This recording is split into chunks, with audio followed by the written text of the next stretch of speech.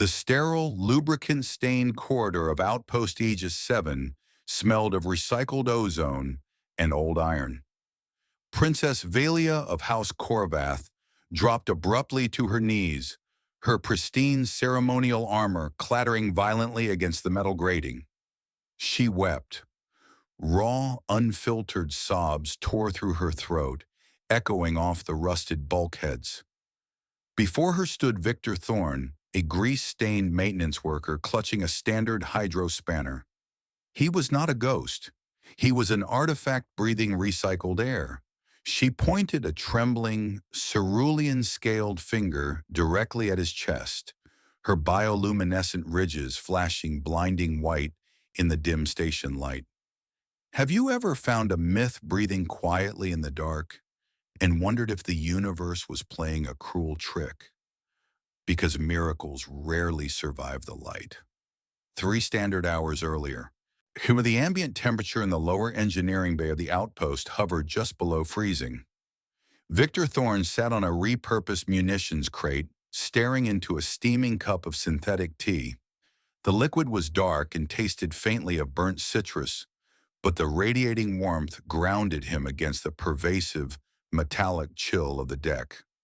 His life on this remote station was a quiet, deliberate cycle of mundane maintenance and profound isolation, mostly because he preferred the rusted, forgotten silence of the outer rim settlements to the bustling core worlds where someone might eventually ask dangerous questions about a past that technically shouldn't exist.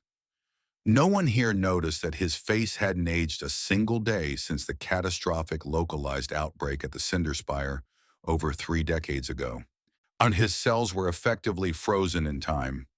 An unauthorized, highly unstable pathogen cure he had deliberately injected into his own failing bloodstream in a desperate, entirely lonely bid to survive the brutal interstellar quarantine had permanently suspended his cellular degradation, locking him into a terrible, unending biological stasis. He finished the tea. He left the bitter dregs to stain the bottom of the porcelain cup. Over the curvature of the co-station orbital rings, a distant dying star cast long, skeletal shadows across the outpost's outer hull. Victor picked up his diagnostic pad, noting the failing environmental systems in Sector 4. The work was endless. The work was necessary. It kept his hands busy and his mind safely detached from the crushing, historical weight of his own supposed martyrdom. He walked down the narrow, dimly lit corridor, the magnetic soles of his boots clanking against the deck plates in a steady, monotonous rhythm that mirrored his artificial heartbeat. Click, hiss. The heavy pressurized doors of the primary corridor slid apart with a painful mechanical groan as he approached the main airlock. He expected to see the relief shift arriving from the upper decks. Instead, towering in the narrow utilitarian corridor, stood a high-ranking member of the Korvath royal court. Her gleaming, intricately forged ceremonial armor stood in stark, almost offensive contrast to the grime and decay of the station. Princess Valia. He recognized the towering crest of House Korvath immediately, a symbol he hadn't seen since the darkest days of the plague. Panic spiked sharply in his chest, a sudden flare of terrified recognition, and before he ruthlessly wrestled it down into a mask of polite, blue-collar confusion. He was just a mechanic. She stared down at him, her respiratory gills flared in rapid, uneven successions along her neck, desperately filtering the heavy, contaminated air of the human station. The deep indigo scales tracking along her sharp cheekbones began to pulse with an erratic, bioluminescent violet hue. It was an involuntary, uncontrollable species response to extreme neurological shock, a biological tell that her crystalline nervous system was severely overloading at the sight of him. "You," she breathed. The single word fractured into a multiphonic resonance that vibrated uncomfortably deep within Victor's chest cavity. He opened his mouth, preparing to smoothly explain that he was simply a contracted technician, and that he had been assigned to this exact maintenance rotation since the early third quarter of the planetary cycle. But looking at the raw, undisguised devastation pooling in her alien eyes, he realized the absolute futility of the lie and simply closed his jaw. She fell to her knees, abandoning all royal protocol. She wept openly, her shoulders shaking under the heavy plating. Over her trembling shoulder, the green pressure-stabilized LED indicator on the airlock control panel blinked in a rhythmic, slightly off-tempo cadence. Blink, pause, blink. It was a completely mundane mechanical rhythm, utterly at odds with the profound, shattering historical grief echoing off the corridor walls. "You are a ghost," she whispered, the multiphonic tones layering into a sound of pure heartbreak. "I am just a mechanic," he said quietly, though his voice lacked conviction. "You are Dr. Victor Thorne." She stood slowly, her height suddenly intimidating in the cramped space. "You are a footnote that became a monument, and you are coming with me."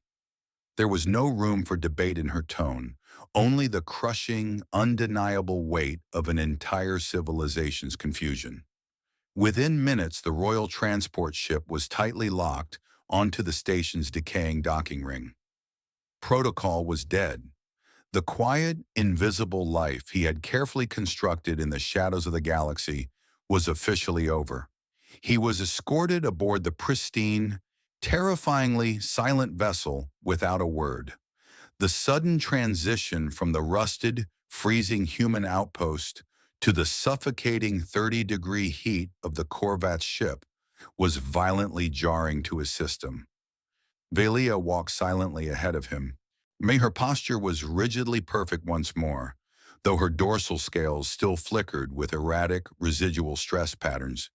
They entered the House Corvath Medical Wing, a cavernous, gleaming white space filled with technology he hadn't seen in decades. A towering, cobalt-scaled medic waited for them by a central, hovering examination table. "Stripped to the waist," the medic ordered. His voice was a low, clicking hum that resonated in the metallic room. Victor hesitated, his fingers gripping the hem of his stained coveralls. To comply was to surrender, to let them see the truth of the blood. He pulled the heavy fabric over his head, the cool, sterile air of the medical bay biting into his skin. He knew exactly what the advanced machinery would find. His telomeres were perfect, infinite loops of preserved genetic data. When the medic activated the primary overhead array, a grid of sharp, pale blue lasers washed over Victor's skin, mapping his cellular structure in real time. The machine emitted a series of soft, questioning chimes. The medic leaned closer to the readout screens, his cobalt scales rattling faintly against his collar. A species-specific expression of profound academic disbelief. "This is impossible," the medic hissed, his multiphonic voice splitting into three distinct, discordant tones. "The cellular degradation is suspended. There is zero decay." Princess Vilia stepped into the harsh blue light, her eyes locked onto the glowing holographic representation of Victor's DNA twisting above the console. She looked from the perfect, unbroken spirals of light to the exhausted, very human man sitting on the cold table. The universe had built a grand, so tragic narrative around his heroic death, and yet here he sat, breathing, sweating, and entirely trapped in his own ageless biology. "You self-administered the experimental compound," Vilia said, her voice dropping to a near whisper. It wasn't a question. "During the quarantine at the Cinder Spire, you didn't just synthesize the cure for us. You used it on yourself." Victor looked away, staring at the blank white wall behind her. "The pathogen was aggressive. I was dying. I took a calculated risk with a highly unstable formula. A calculated risk that made you immortal, the medic interjected, his claws flying rapidly across the console to lock down the data. Your biology is a galactic resource, a living fountain. Instead of panicking at the medic's terrifying implication that his body was a resource to be harvested, Victor suddenly focused intensely on a small, perfectly round smudge of grease he had accidentally transferred from his thumb onto the pristine white surface of the examination table. I am not a resource, Victor stated, his voice flat, devoid of the panic he was successfully suppressing. I am a man who made a desperate choice in a dark room 30 years ago. You are a miracle, Valia countered softly. She reached out, her fingertips hovering just millimeters above his bare shoulder. The heat radiating from his skin interacted with her temperature-sensitive scales, causing them to flush a deep, bruised purple. It was an intimate, highly unusual biological reaction, bridging the gap between an ageless human and an alien royal. And miracles belong to the galaxy. She withdrew her hand, the warmth dissipating instantly into the sterile air. The connection was brief, jarring, and entirely unauthorized by any known interspecies protocol. Dress yourself, Dr. Thorne, Valia commanded, her tone shifting back to the polished, untouchable authority of a princess. We are approaching the capital. Queen Morwenna has convened the representatives. You are to stand before the council. Victor pulled his stained coveralls back on, the rough fabric feeling strange against skin that refused to scar, age, or wither. He was walking out of his self-imposed grave and directly into a political firestorm. The transport docked at the Capitol with a heavy, concussive thud that reverberated through the soles of his boots. Valia guided him through the sprawling, bioluminescent corridors of House Corvath, her silence acting as a protective shroud against the stares of passing courtiers. Every alien eye that tracked his human form carried the heavy, unmistakable weight of historical reverence warping rapidly into predatory calculation. He was a living artifact walking through the halls of the civilization he had inadvertently saved. The royal reception chamber was a vast, circular amphitheater constructed from dark, polished obsidian and illuminated by the harsh, pulsing glow of bioluminescent architectural veins. Victor was directed to stand alone in the precise center of the recessed floor. Representatives from half a dozen star systems loomed in the tiered seating above him, their varied respiratory apparatuses hissing and clicking in a chaotic symphony of cross-species agitation. He closed his eyes, suddenly exhausted. He tried to ground himself by recalling the agonizing, metallic taste of the original, unauthorized compound burning the back of his throat 30 years ago. The way it had made his veins feel like they were filled with crushed glass. But the vivid sensory memory was instantly derailed by the booming, multiphonic voice of a towering crystalline ambassador demanding his immediate containment. The human is a walking biological repository, the ambassador declared, its facets flashing a dangerous, aggressive crimson. His molecular structure holds the blueprint for indefinite cellular stasis, and leaving him unchecked is a crime against medical advancement. Multiple council members murmured their immediate vibrating assent, their varied appendages tapping the obsidian consoles in a unified demand for his detention. The representatives of the Allied systems did not see a tired man who had sacrificed his own future in a dark room to save theirs, but rather a miraculous biological anomaly, an unmined resource containing the key to cross-species immortality that they were entirely willing to dissect piece by piece in the name of collective scientific progress. Victor did not argue. He simply tilted his head back, letting the ambient heat of the chamber wash over his face.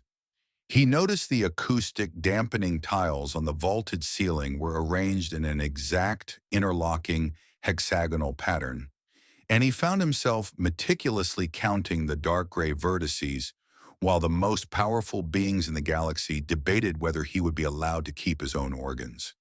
He stopped counting at 40. Queen Morwenna stood.